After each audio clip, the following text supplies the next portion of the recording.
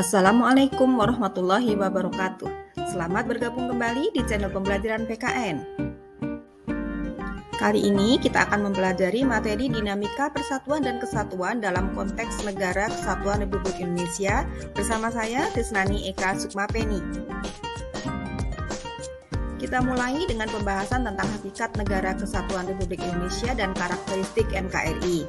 Akan dipelajari pertama adalah tentang pengertiannya, kemudian tentang sistem sentralisasi, desentralisasi, dan hakikat NKRI itu sendiri. Tujuan pembelajaran pada kali ini adalah 1. Mendeskripsikan pengertian negara kesatuan. 2. Membedakan antara sistem sentralisasi dengan sistem desentralisasi.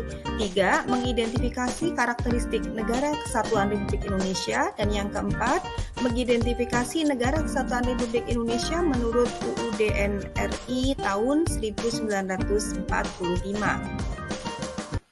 Kita masuk ke konsep negara kesatuan atau unitarisme.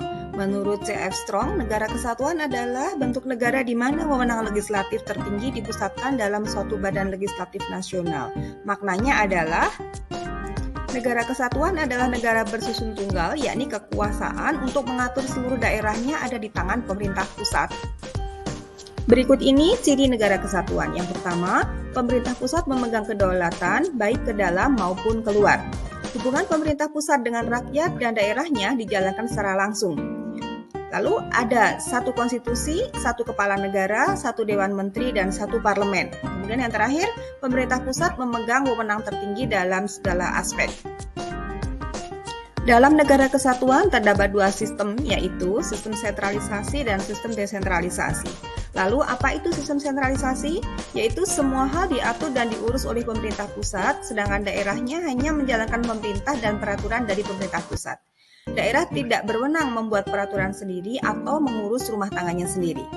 Nah, kemudian sistem desentralisasi adalah daerah diberi kekuasaan untuk mengatur rumah tangganya sendiri, swatantra atau daerah istimewa atau otonomi, terdapat parlemen daerah dan peraturan daerah, tetapi pemerintah pusat tetap memegang kekuasaan tertinggi. Konsep negara kesatuan Republik Indonesia, bahwa Indonesia adalah negara kesatuan yang menganut sistem desentralisasi melalui otonomi daerah.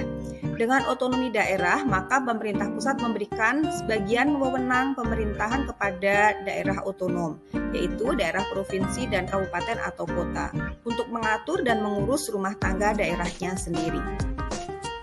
Kewenangan yang tetap berada di pemerintah pusat tidak diberikan kepada daerah otonom adalah bidang politik luar negeri, bidang agama, pertahanan, keamanan, serta moneter dan fiskal nasional. Sekarang kita masuk pada pembahasan tentang karakteristik NKRI. Menurut Mr. Supomo, dalam sidang BPUPKI menghendaki bentuk negara kesatuan dengan paham negara integralistik, yaitu negara tidak menjamin kepentingan individu dan kelompok, tetapi menjamin kepentingan seluruh rakyat sebagai satu kesatuan yang integral. Negara adalah kesatuan masyarakat yang organis dan tersusun secara integral. Sedangkan menurut Mr. Muhammad Yamin, menghendaki bahwa negara unitarisme yang berwujud NKRI. Tujuan dibentuknya negara kesatuan adalah untuk menyatukan seluruh wilayah Nusantara agar menjadi negara yang besar dan kukuh dengan kekuasaan negara yang bersifat sentralistik. Dalam pembukaan Undang-Undang Dasar Republik Indonesia dikatakan bahwa dan perjuangan pergerakan kemerdekaan Indonesia telah sampailah pada saat yang berbahagia dengan selamat sentosa mengantarkan rakyat Indonesia ke depan pintu gerbang kemerdekaan negara Indonesia yang merdeka, bersatu, berdaulat, adil, dan makmur. Serta dalam pasal 1 ayat 1 dinyatakan bahwa negara Indonesia ialah negara kesatuan yang berbentuk republik.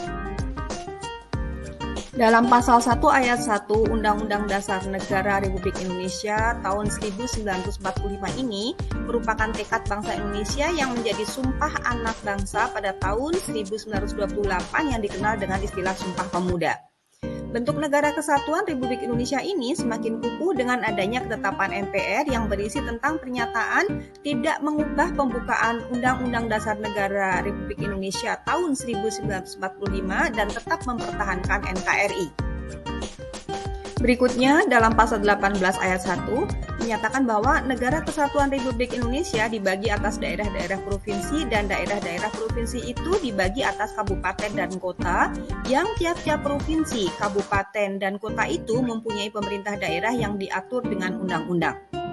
Lalu pasal 18B ayat 2 mengatakan bahwa negara mengakui dan menghormati kesatuan masyarakat hukum, adat beserta hak-hak tradisionalnya sepanjang masih hidup dan sesuai dengan perkembangan masyarakat dan prinsip Negara Kesatuan Republik Indonesia yang diatur dalam undang-undang. Selanjutnya pasal 25A, Negara Kesatuan Republik Indonesia adalah sebuah negara kepulauan yang berdiri Nusantara dengan wilayah yang batas-batas dan hak-haknya ditetapkan dengan undang-undang. Lalu pasal 37 ayat 5 mengatakan bahwa khusus mengenai bentuk Negara Kesatuan Republik Indonesia tidak dapat dilakukan perubahan. Istilah Nusantara dalam pasal 25A di atas adalah untuk menggambarkan kesatuan wilayah perairan dan gugusan pulau-pulau Indonesia yang terletak antara benua Asia dan benua Australia, antara Samudra Pasifik dengan Samudra Hindia. Kesatuan wilayah dimaksud mencakup juga kesatuan politik, ekonomi, sosial budaya, hukum, serta pertahanan dan keamanan. Kita seringkali mendengar istilah NKRI harga mati.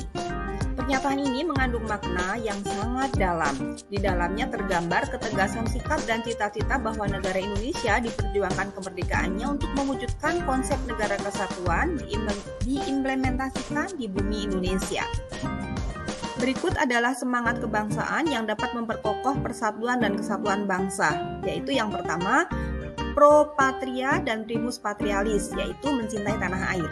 Yang kedua, jiwa solidaritas dan setia kawan. Yang ketiga, jiwa kesatria dan kebesaran jiwa yang tidak mengandung unsur dendam. Yang keempat, jiwa tanpa pamrih. Dan yang kelima, jiwa toleransi dan tenggang rasa antar agama, antar suku, antar golongan, dan antar bangsa. Sekian pembahasan kali ini. Semoga bermanfaat. Terima kasih banyak. Assalamualaikum warahmatullahi wabarakatuh.